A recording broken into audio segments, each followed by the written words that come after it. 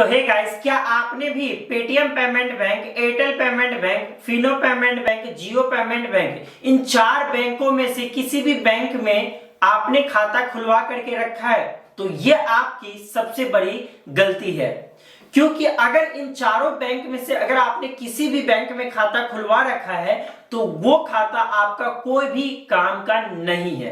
कैसे, मैं आज इस वीडियो में आपको पूरे डिटेल में बताऊंगा, तो वीडियो में अंत तक बने रहे। तो फ्रेंड्स, सबसे पहले आ जाता है पेटीएम पेमेंट बैंक, जो कि सबसे ऑनलाइन में आपको फैसिलिटी, बहुत ही अच्छी सर्विस मिलता है।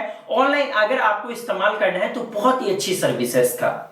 लेकिन वही हम आ जाए इसका ऑफलाइन में, तो ऑफलाइन में बात ये आ जाता है कि ऑफलाइन कैसे।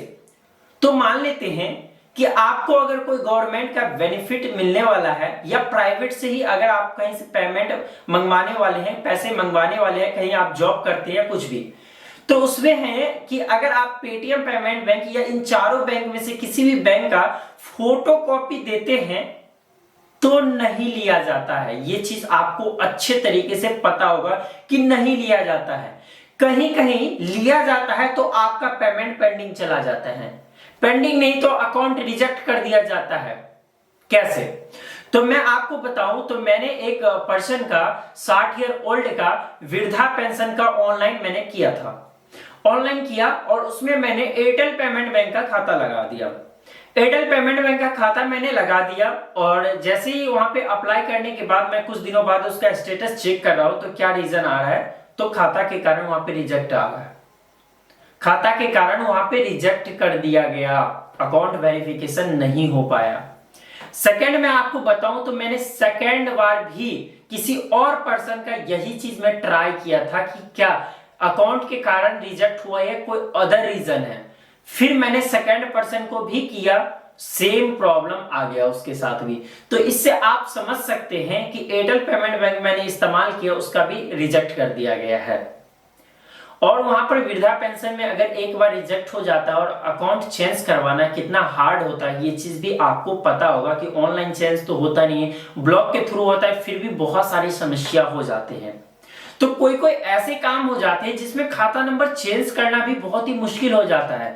तो अगर इन चारों बैंक में से अगर किसी भी बैंक में खाता खुलवा लिया और कोई ऐसे काम में आप अगर दे देते हैं, वहां पर वेबसाइट पे तो ले लिया जाता है, किसी भी बैंक का इन चारों बैंक में से अगर आप देते हैं तो ले लिया जाता है, लेकिन पैसे नहीं आते, वेरीफाई नहीं हो पाते, वो सबसे बड़ी समस्या है।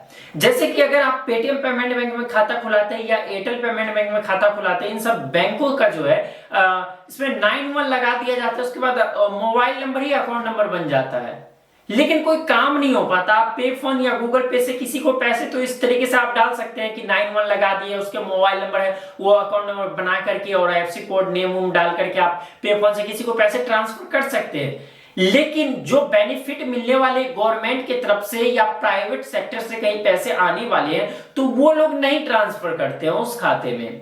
तो यहां पर सबसे बड़ी समस्या आ जाता है कि आप तो अकाउंट ओपन करवा लिए, लेकिन इन अकाउंटों से आप कोई बेनिफिट नहीं ले पा रहे हैं। आप किसी भी काम में देते हैं तो वो खाता नहीं लिया जाता है। लेकिन अगर आप ऑनलाइन डिजिटली, जैसे कि पेटीएम, पे फोन, गूगल पे, इन सभी ऐपों से आप अगर ऑनलाइन ट्रांसफर यानी कि लेन देन का काम करना चाहते हैं, तो बहुत ही बढ़िया, फर्स्ट क्लास वर्क करता है, कोई दिक्कत नहीं है। लेकिन वही चीज आ जाता है कि आपको कहीं खाता देना है, फोटोकॉपी, या कोई आप जॉब कर रहे हैं, इन सभी कारण बस आप नहीं कर पाएंगे। कहीं जॉब कर रहे हैं तो आप खाता दे ही नहीं पाएंगे।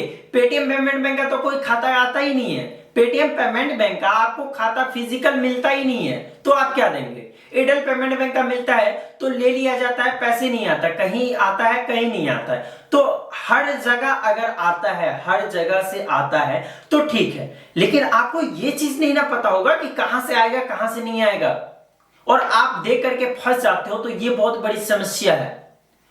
तो इन बैंकों को इस चीज में सुधार करना चाहिए। लेकिन मैं आपको एक चीज सजेशन कर दूं कि ये चार बैंक में अगर आपका खाता है तो आप सतर्क हो सकते हैं। Paytm payment bank, Airtel payment bank, Fino payment bank, Jio payment bank, इन चारों बैंक में अगर आपने खाता खुलवा रखा है या खाता खुलवाने का सोच रहे हैं, तो ये चीज आप सोच ले कि डिजिटली वर्क करने के लिए बहुत ही बेहतर है। मैं इन सब चीज में बोलना नहीं चाहता हूं, क्योंकि डिजिटली सही वर्क करता है।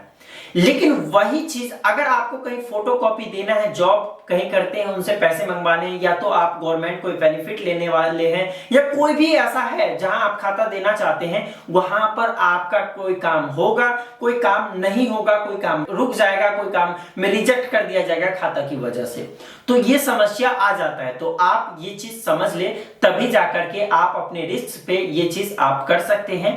अदरवाइज ये खाता आप इस्तेमाल करते हैं, कहीं खाता फोटोकॉपी देते हैं, तो ये चीज आप समझ ले कि वहां पर रिजेक्ट होने का सबसे ज्यादा चांसेस होता है। तो फ्रेंड्स, आई होप कि आपको ये वीडियो पसंद आया हो और इस वीडियो से आपको बहुत सारी नॉलेज मिला हो। तो वीडियो पसंद आए तो वीडियो को लाइक कीजिएगा और कमेंट करके जरूर बताइएगा कि क्या ये समस्या आपके साथ भी आया है कि आपने भी खाता दिया है तो इनकार कर दिया है लेने से, या तो रिजेक्ट हो गया है या पेंडिंग में है। ये कारण अगर आपके साथ भी है तो मुझे ये समस्या कमेंट करके जरूर बताइए। और वीडियो कैसा लगा कमेंट करना ना भूले, और चैनल पर नए आए हैं तो चैनल को सब्सक्राइब करके साथ ही बेल आइकन को प्रेस कीजिएगा। तो फ्रेंड्स, मिलते हैं अगले वीडियो में एक नए टॉपिक के साथ।